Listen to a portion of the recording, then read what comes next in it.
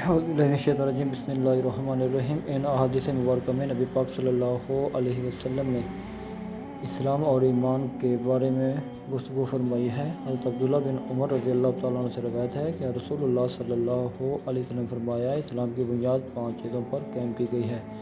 اول، گواہی دینا کہ اللہ کے سوا کوئی معبود نہیں اور بے شک محمد صلی اللہ علیہ وسلم کے سچے رسول ہیں، اور نماز قائم کرنا اور زکوٰۃ ادا کرنا اور حج کرنا اور رمضان کے روزے رکھنا۔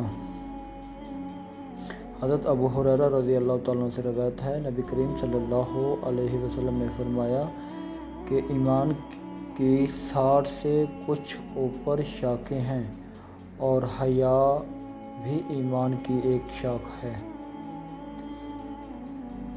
حضرت ابو موسیٰ رضی اللہ تعالیٰ عنہ سے روایت ہے کہ لوگوں نے پوچھا، یا رسول اللہ، کون سا اسلام افضل ہے؟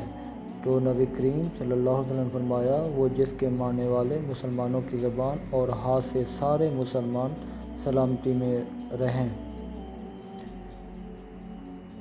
حضرت عبداللہ بن عمرو بن عاص رضی اللہ تعالیٰ عنہ سے روایت ہے کہ ایک دن ایک آدمی نے نبی کریم صلی اللہ علیہ وسلم سے پوچھا کہ کون سا اسلام بہتر ہے؟ فرمایا کہ تم کھانا کھلاؤ اور جس کو پہچانو اور اس کو بھی، اور جس کو نہ پہچانو اس کو بھی، الغرض سب کو سلام کرو۔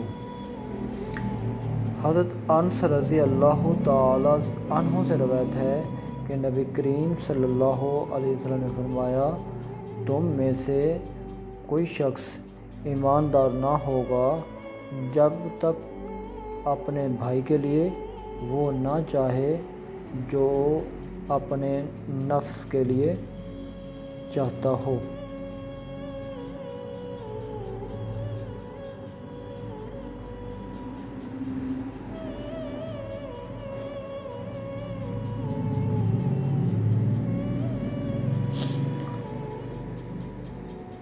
حضرت انس رضی اللہ تعالیٰ عنہ سے روایت ہے کہ نبی کریم صلی اللہ علیہ وسلم نے فرمایا، 3 خصلتیں ایسی ہیں کہ جس میں یہ پیدا ہو جائیں اس نے ایمان کی مٹھاس کو پا لیا۔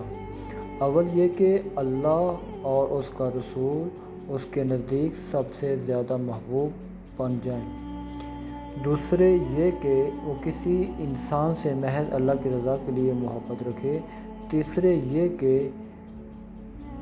وہ کفر میں واپس لوٹنے کو ایسا برا جانے جیسا کہ آگ میں ڈالے جانے کو برا جانتا ہے۔